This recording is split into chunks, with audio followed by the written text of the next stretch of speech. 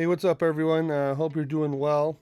So, like the title says, this is a Cedar Point tips video for 2021, specifically this year. I hope to release this a lot sooner, but because of my job this year, I'm a teacher and I'm doing summer school. I haven't been able to get to the park as often as I wanted to. So, but I was able to get to the park last Friday and last Saturday. Before making this video, so I think I have a pretty good idea of how to navigate the park this year. Obviously, there's been some changes since the last video that I made. Most notably, you have to enter the park through the main entrance and not the Magnum gate unless you're a Hotel Breakers, unless you're staying at the Hotel Breakers. So I'm going to show you how I was actually able to get on every single coaster on Friday and on Saturday without using FastPass. Both days were very busy. I think on Friday I got on every coaster before 6 o'clock, and on Saturday I was able to get on every coaster before 7 o'clock. So with obviously lots of room to spare to do other things in the park, if you can follow this guide. So first things first, for early entry, what I did on Friday. Obviously I entered here through the main gate. And what I actually did is I went to Valraven first. I was on the first train of the day, on and off real quick. Then I came around and I hit Millennium Force. Again, Millennium Force was a complete walk-on. I was on, I was off real quick. And then I ended early entry with a ride on Maverick that took about, I don't know, I'd say 15-minute wait. So again, when early entry was done at 10 o'clock on Friday, I was in line for Steel Vengeance, which on weekdays does not open for early entry. No, I waited for Steel Vengeance for about 20 minutes. Unfortunately, the ride actually never opened.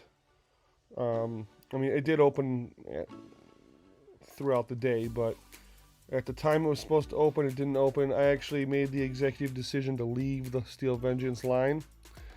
And what I did is I just wanted to go down and see if Gemini and Magnum were open. Gemini was not open. Magnum was open. So Magnum was a walk-on. I walked right onto Magnum, got off, and then I came down, and this bad boy right here, Top Thrill Dragster, this was operating. So you know the golden rule: if Top Thrill Dragster is operating and you haven't been on it, you gotta get in line for it. So that's what I did. I got on Top Thrill Dragster. I probably waited 45 minutes for it, which isn't too bad. That's what I did. So then after Top Thrill Dragster, I hit Power Tower and Corkscrew. Both were walk-ons. Then I made my way back up towards Gemini because when I was on Power Tower, I saw that Gemini was operating. So I got my ride on Gemini. And after Gemini, I went back in line for Steel Vengeance, which was now operating. Probably waited about an hour and a half, which was the longest wait by far of the day. It wasn't too bad, but I did wait for it, and I got my ride and I got off. So after an hour and a half of Steel Vengeance, I actually had some lunch. Then I got on Cedar Creek Mine Ride and Skyhawk. I actually did 2 rides on Skyhawk because this is my favorite flat ride. So after 2 rides on Skyhawk, now at this point, I don't know if the water rides are ever going to open this year, but Snake River Falls and Thunder Canyon were not open when I was at the park, so I skipped them, but at this point, this would be a good time to do those. Then what I actually did was I got on the train here in Frontier Town. and I took the train ride all the way to the station by Millennium Force. And the plan was to go on Rougarou and Iron Dragon. However, I saw that Millennium Force was only like a 20-minute wait, so I got another ride on Millennium Force. Then headed over to Rougarou. Got my ride on Rougarou, which I think is an underrated floorless, but that's for another video. Then Iron Dragon.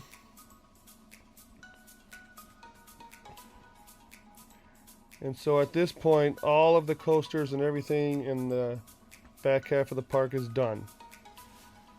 So at this point, I actually made my way over to Wicked Twister and Gatekeeper, but Wicked Twister wasn't operating. I'm not sure if it actually did when I was there at all, but when I went over there, Wicked Twister was not operating. And Gatekeeper, I'm not sure if you know, Gatekeeper is down because the chain snapped. So Gatekeeper was not operating, Wicked Twister was not operating, and Max Air wasn't operating. But I would have done those 3 rides at this point in the day. So all I had left actually was Raptor and Blue Streak, which I waited probably about half an hour for Raptor, and then maybe about 20 minutes for Blue Streak. And that was it. I was able to get all of the coasters and all the major rides done by 6 o'clock. Obviously, I missed the 3 right here, but I would have had ample time to do it had they been open. So that's how Friday went. That's when Steel Vengeance is not open for early entry. And that's how I guess I would suggest that you do it. Start with Valraven and just follow the video, follow the steps. So on Saturday, again, I had to enter through the main entrance. And my Saturday was very similar to the first video that I did. Right away, just walk all the way into the back, right by Top Thrill Dragster, right by Gemini, cross the railroad tracks, and just get in line for Steel Vengeance first. It's open for early entry on the weekends. It did open on time. I was able to get my ride. I was getting off by about 9:30. Then I rode Maverick, and actually after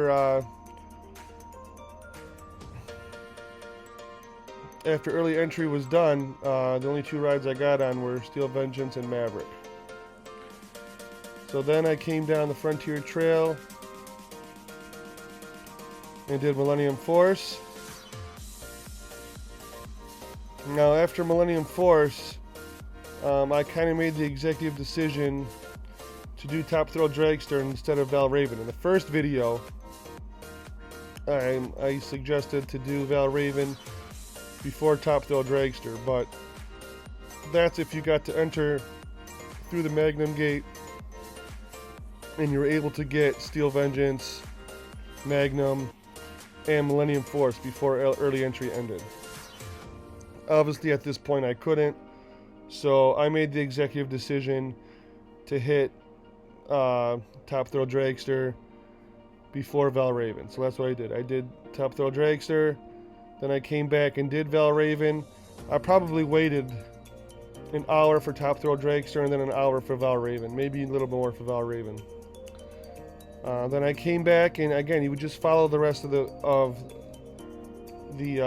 what I did on Friday. Power Tower, Corkscrew, then back around to Magnum, Gemini, Magnum, then Gemini, then Cedar Creek, then Skyhawk, and then again, if the water rides were open, Thunder Canyon and Snake River Falls. Then I would come down. I actually didn't take the train this time. I walked down the Frontier Trail, did Rougarou, Iron Dragon, and the rest of the video was, and the rest of my day was the same as Friday. Again, Wicked Twister, Gatekeeper not open, so I did Raptor, and then Blue Streak. And I actually stayed till close, so I actually finished all the rides until 7. I actually finished all the rides before 7 o'clock on Saturday, all the coasters. I actually went back and got a re-ride on Steel Vengeance, and I got a re-ride on Maverick. And that was my day. So again, very possible to do all of the coasters in one day, whether it be a weekday or a weekend. I mean, both of those days were very busy without Fastlane Plus. And I've seen some comments, saying, well, it wouldn't be that enjoyable to do the park that way. It would be more enjoyable to do it with Fastlane. Well, yeah, obviously. Obviously, it would be more enjoyable to do the park with Fastlane. And if you can afford Fastlane, if that's part of your budget, I mean, definitely go for it. It would definitely make your day better. But for those of you who can't or don't want to, you can definitely do this massive park and hit all the rides well before the park closes if you follow these steps. So thanks for watching. If you're new here, please consider subscribing. It only takes a couple seconds, and I would greatly appreciate it. Hope you'll enjoy the video. I'll see you guys later. Peace.